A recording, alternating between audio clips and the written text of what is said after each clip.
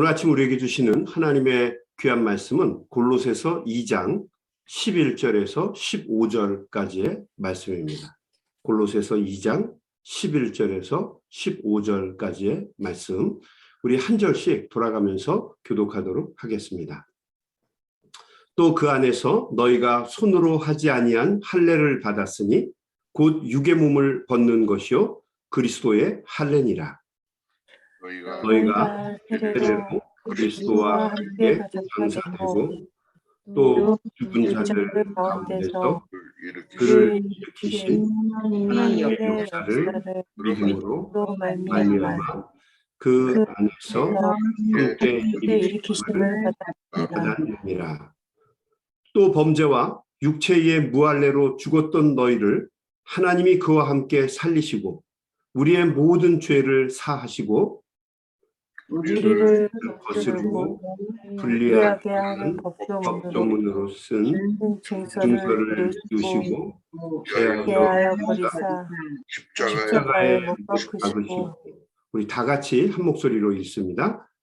통치자들과 권세들을 무력화하여 드러내어 구경거리로 삼으시고 십자가로 그들을 이기셨느니라. 아멘. 아멘. 미국에서 실제로 있었던 일입니다. 16살 된 딸아이가 신부전증으로 인해서 너무 고통을 받고 고난을 당하다가 신장 이식 수술을 결국에는 받아야만 했습니다. 그런데 아무리 노력을 해도 신장이 맞는 그 도너, 기증자를 찾을 수가 없었습니다. 외부에서는 신장을 찾을 수가 없었는데 다행히도 가족 중에 한 사람, 아버지만은 딸 아이에게 신장을 줄 수 있었습니다. 그래서 아버지는 다행이라 생각하고 딸 아이에게 흔쾌히 자신의 신장 하나를 떼어 주었습니다. 딸 아이는 수술을 받고 회복이 되었습니다. 그런데 몇 년이 지나자 다시 신장이 망가져서 결국 신장을 구할 수밖에 없었습니다. 이번에도 외부에서 딸아이에게 줄 수 있는 신장을 찾았는데, 콩팥이죠. 신장을 찾았는데 역시 찾을 수가 없었습니다. 결국 아버지는 중대한 결정을 할 수밖에 없었습니다. 자신의 하나 남은 신장을 딸을 위해 마저 떼어주기로 결정을 한 것입니다. 병원의 의사들이 난리가 났습니다. 아버지의 하나 남은 신장을 떼어내는 것은 살인 행위였던 것이죠. 그래서 자신들이 결코 그것을 할 수 없다고 말을 한 것입니다. 결국 아버지는 의사들의 모임인 의료윤리위원회에 나가서 증언을 해야 했습니다. 여러분, 딸에 대한 나의 사랑은 우리가 말하는 소위 윤리라고 하는 것을 뛰어넘는 것입니다. 윤리는 인간이 만든 것이지만 딸에 대한 아버지의 사랑은 천륜입니다. 그 누구도 막을 수 있는 것이 아닙니다. 나에게 남아있는 신장 한 개를 딸아이에게 마저 주고 나는 평생 투석을 하면서 살지라도 내 딸아이 하나만큼은 행복하게 만들어주고 싶습니다. 의사 선생님, 제발 도와주시기를 부탁드립니다. 이 아버지의 간절한 부탁 때문에 결국 의사들은 수술을 동의할 수밖에 없었습니다. 그리고 아버지는 딸에게 자신의 마지막 남은 신장을 이식해주고 남은 시간을 투석하며 살다가 결국 죽음을 맞이하게 되었습니다. 실제로 미국 의료계에서 있었던 일이고 이 케이스로 인해서 옳고 그름의 문제 때문에 오랜 시간 논쟁이 되어왔던 사건입니다. 이 이야기는 마치 우리를 향하신 그리스도의 사랑의 이야기를 듣는 것 같은 느낌을 줍니다. 죽을 수밖에 없는 죄인된 우리를 구원하시려고 당신의 목숨을 십자가에서 버리신 하나님의 아들 예수 그리스도의 대속의 사랑을 깨닫게 해주는 이야기이죠. 우리는 그리스도 예수를 우리의 주로 받았습니다. 이것은 우리의 힘과 노력으로 된 것이 아닙니다. 하나님의 전적인 은혜로 우리에게 주어진 것입니다. 그래서 사도 바울은 그의 사역을 거의 다 마치게 되었을 때 이렇게 고백을 합니다. 나의 나된 것은 다 하나님의 은혜라. 여러분, 이 말씀이 맞습니다. 사도 바울이 될 수 있었던 것은 전적으로 하나님의 은혜입니다. 또한 골로새 교인들이 하나님의 자녀가 된 것도, 그리고 복음의 일꾼이 된 것도 전부 다 하나님의 전적인 은혜입니다. 은혜가 아니고는 도무지 설명할 수 있는 상황이 아니죠. 사도 바울은 실제로 골로새 교인들을 알지 못했습니다. 단지 그가 빌립보에서 만난 에바브라라고 하는 사람에게 복음을 전한 것뿐입니다. 그런데 하나님은 섭리가 계시고 뜻이 있으셔서 에바브라를 통해 그의 고향이었던 그 골로새 사람들에게 이 복음을, 자신이 들은 복음을 전할 수 있게 되었고, 그들이 모두가 하나님의 자녀들이 되는 은혜를 덧입게 되었습니다. 그리스도를 받음으로 새로운 생명이 주어진 것입니다. 이제 예수 그리스도를 통해 영원한 생명을 받은 자로서 사도 바울은 골로새 교인들에게 이야기합니다. 예수 그리스도 안에 믿음의 뿌리를 받고, 우리 지난번 그 골로새서 말씀에서 나누었던 내용들입니다. 예수 그리스도 안에서 믿음의 뿌리를 받고, 예수 그리스도 안에서 삶을 세우고, 예수 그리스도 안에서 믿음을 굳게 잡고 감사가 넘치는 삶을 살아야 한다. 이것이 골로새 교인들에게 주는 사도 바울의 메시지였죠. 사도 바울은 골로새 교인들에게 한마디로 그리스도 예수 안에서 살라고 강조합니다. 그리스도 예수 안에서 살아라. 그런데 골로새 교회의 많은 성도들이 소위 그 너스티시즘, 영지주의자들, 그리고 여러 종류의 헬라 혼합주의 이단들과 거짓 교사들의 유혹과 거짓 철학에 미혹되어서 믿음이 흔들리고 주님을 떠나는 사람들이 많이 일어나게 되었습니다. 그래서 바울은 근심과 걱정을 가지고 이 골로새서를 쓰게 되었어요. 특별히 오늘 우리가 읽은 말씀에서 모든 통치자와 권세의 머리이신 그리스도께서 우리를 위해 이루신 구원의 온전함과 완벽함을 오늘 우리가 읽은 말씀에서 증언하고 있습니다. 우리 11절 말씀 같이 한번 보도록 하겠습니다. 11절.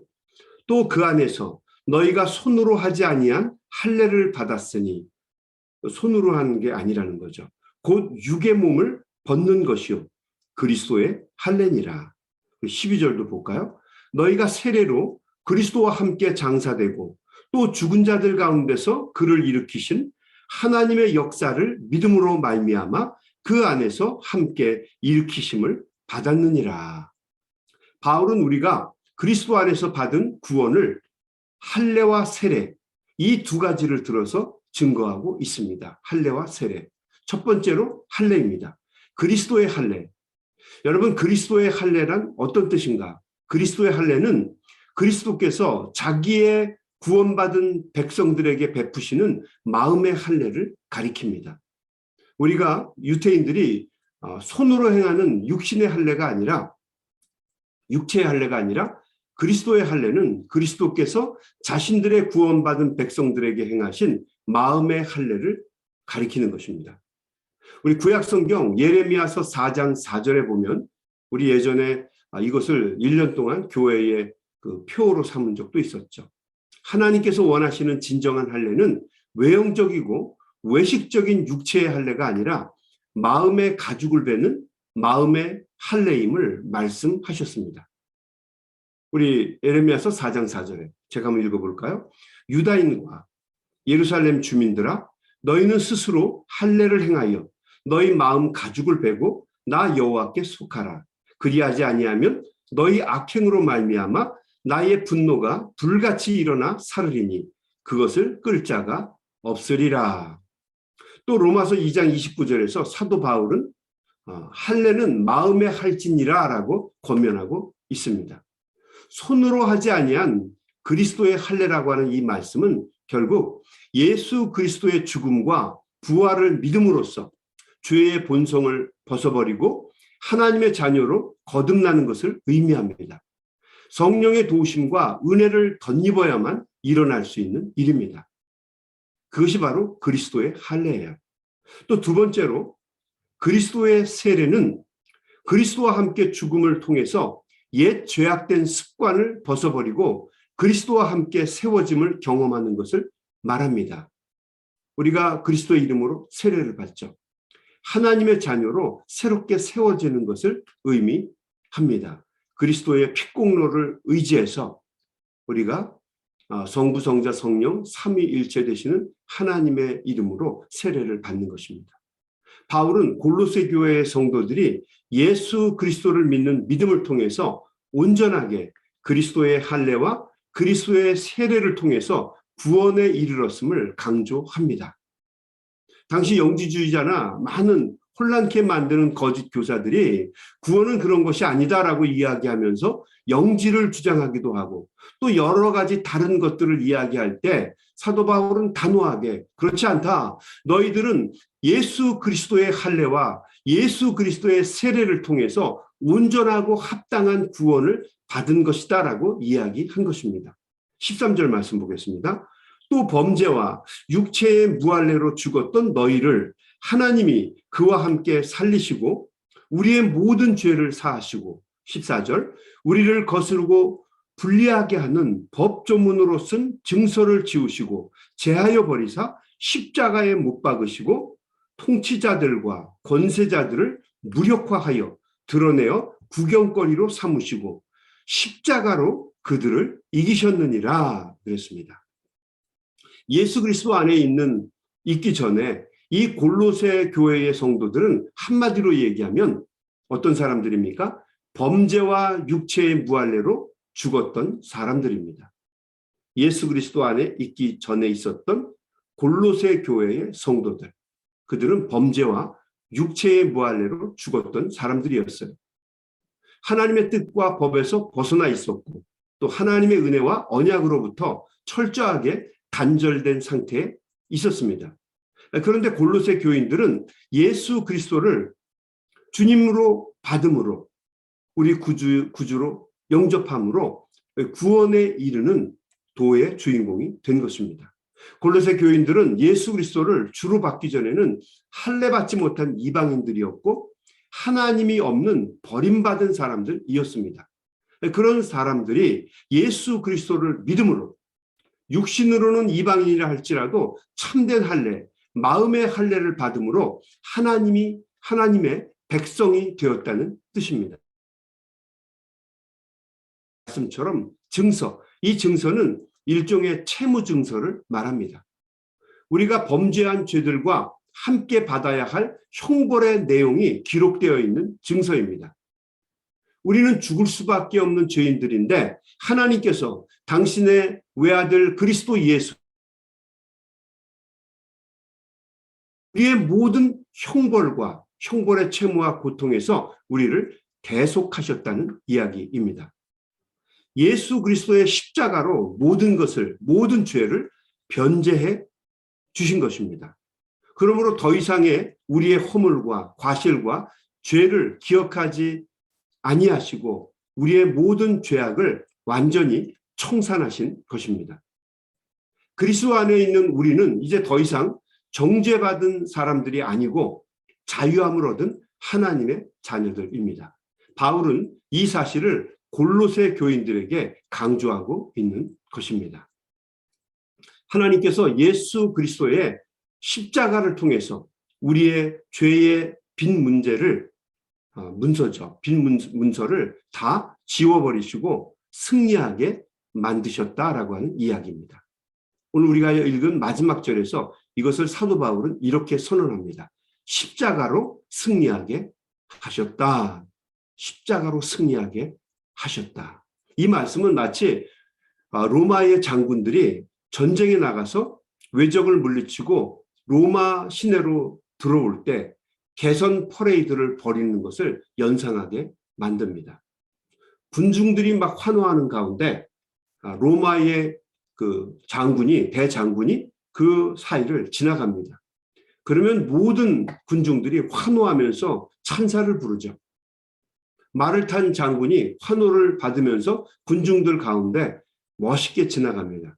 그러면 한참 뒤에 이번 전쟁에서 진 적군의 통치자들이나 권세자들이 줄줄이 묶여서 군중들의 조롱과 비아냥을 받으면서 구경거리가 된 채 묶여서 뒤따라옵니다. 이 사람들은 그 대장군의 전리품들입니다. 예수 그리스도께서 십자가로 모든 악한 세력들을 멸하시고 그들에게 부끄러움을 주심을 증언하는 것입니다. 예수 그리스도의 피공로로 인해서 악한 원수마귀 세력을 우리가 이겼기 때문에 믿음의 확신을 가지고 그리스도 안에 거하라라고 하는 것이 이 골로새 교회 성도들을 향해서 주시는 사도 바울의 메시지입니다. 그 구원의 확신을 뒤흔드는 거짓 교사들에게 미혹되지 말고 그리스도 안에서 충만해졌으므로 이제는 믿음에 굳게 뿌리를 내리고 기쁨과 감사함으로 그리스도 안에서 살아갈 것을 강조하고 있는 말씀이죠. 여러분 1940년대 한국의 기독교는 일제의 강점기 속에서 순환을 겪고 있었습니다. 많은 기독교인들이 신사참배를 거부하고 일본 정부와 썩은 종교 지도자들 때문에 그럴듯한 말에 속아서 감언이설에 속아서 신사참배도 하고 신도도 섬기면서 믿음이 심하게 흔들리고 있었습니다. 그때 강원도 삼척 지역에 최인규 권사라고 하는 분이 이것을 단호하게 거부했죠. 예수 그리스도를 통해서 구원받은 우리는 믿음에 굳게 뿌리를 내리고 그 믿음줄 붙잡고 어떠한 잘못된 가르침이나 교리도 거부하고 우리는 절대로 신사참배를 해서는 안 된다라고 단호하게 신사참배를 거부했죠. 그러다가 일경에게 붙잡혀서 혹독한 고문을 받고 여러 가지 어려움을 당하게 되었습니다. 그러나 최인규 권사는 끝까지 굴복하지 않았습니다. 결국 일본 경찰서장은 최인규에게 똥찌개를 짊어지게 하고 이 가슴 한복판에는 나는 신사참배를 거부한 최인규다라고 하는 편말을 달아서 이곳저곳 이거리 저거리를 그 경찰들과 함께 돌아다니면서 사람들에게 망신을 당하게 했습니다. 참 비참하겠죠. 똥찌개를 짊어지고 가슴에는 나는 신사참배를 거부한 최인규다. 이거를 쓰고 돌아다니게 한 겁니다. 많은 사람들이 보면서 믿지 않는 사람들은 혀를 차기도 하고 또 믿는 사람들은 고개를 숙이면서 참 처참한 모습이 연출되었겠죠. 자, 이를 보고 안타깝게 여겼던 최인규의 친구였던 차국성이라고 하는 전도사가 경찰서장을 만났습니다. 그리고 그에게 부탁을 했죠. 자기 친구 최인규는 미친 정신병자니까 이제 그만하시고 선처해 달라고 부탁을 한 것입니다. 자, 그러자 일본 경찰서장은 차국성에게 이렇게 말을 했습니다. 정신병자는 최인규가 아니라 바로 너다. 예수를 믿으려면 최인규처럼 믿어라. 그는 내가 볼 때는 진정한 신앙인이고 승리자다라고 이야기를 했다고 합니다. 비록 고난을 받고 어려움을 당해도 진정한 신앙과 믿음이 무엇인지를 우리에게 가르쳐주는 귀한 말씀입니다.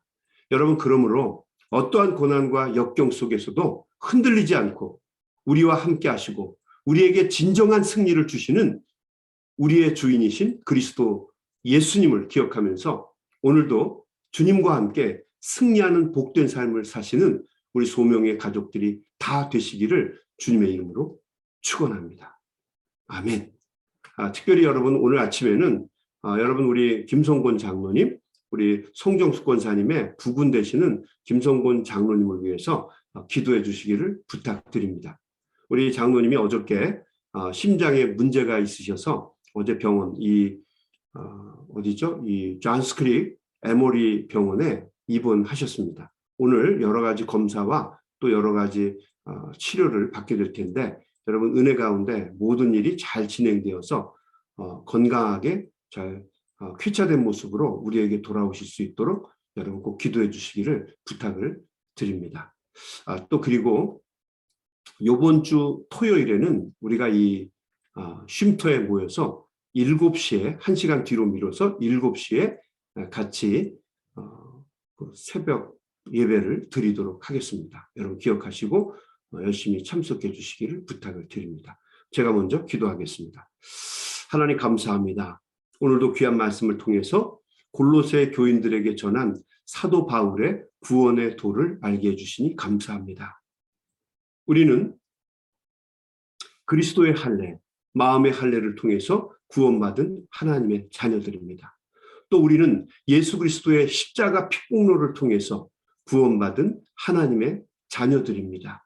주님, 우리가 이 영적인 할례와 영적인 세례의 의미를 항상 기억하게 하시고 내 안에 계신 주님, 나를 붙잡고 나와 동행하시는 주님과 함께 세상에 나아가 살아갈 때에 좌로나 우로나 흔들리지 아니하고 오직 주님만 바라보면서 믿음으로 열심히 살아 주를 영화롭게 하는 하나님의 귀한 종들이 되게 하여 주시옵소서. 주님께서 우리에게 귀한 소명을 주셔서 어렵고 힘든 가운데서도 소명교회를 세우게 하시고 또 하나님이 우리에게 주신 말씀을 붙잡고 또 하나님이 우리에게 주신 거룩한 사명을 붙잡고 우리가 섬기는 커뮤니티를 섬기며 믿음으로 살게 하셨습니다. 하나님, 우리가 이 사명 잃어버리지 않게 해주시고 주님이 내게 주신 그 십자가, 그 구원의 도를 늘 마음에 기억하며 하나님께서 우리에게 주실 구원의 영광을 바라보며 우리에게 주어진 삶을 열심히 감당할 수 있도록 도와주시옵소서. 어떤 때는 힘들고 어려워도 낙심하거나 좌절하거나 포기하지 아니하고 하나님이 우리에게 주신 사명을 끝까지 잘 살아내서 하나님 앞에 잘했다 칭찬받는 소명의 귀한 종들이 다 될 수 있도록 하나님 축복하여 주옵소서. 오늘도 이 아침에 간절한 마음으로 이 줌 예배로 하나님 앞에 예배드리는 우리 귀한 종들을 주여 기억하시고 오늘도 한 마음 한 뜻 되어 이 아침에 부르짖고 간구할 때에 한 소리도 땅에 떨어지지 아니하고 하나님의 전에 상달되는 귀한 역사가 이 아침에 있도록 우리 귀한 종들의 입술에 권세를 주시고 기도의 능력을 더하여 주시옵소서. 예수님의 이름으로 간절히 기도하옵나이다. 아멘. 우리 다 같이 소리내서 통성으로 하나님 앞에 기도하며 세상으로 나아가겠습니다. 우리 소리내서 기도합니다. 하나님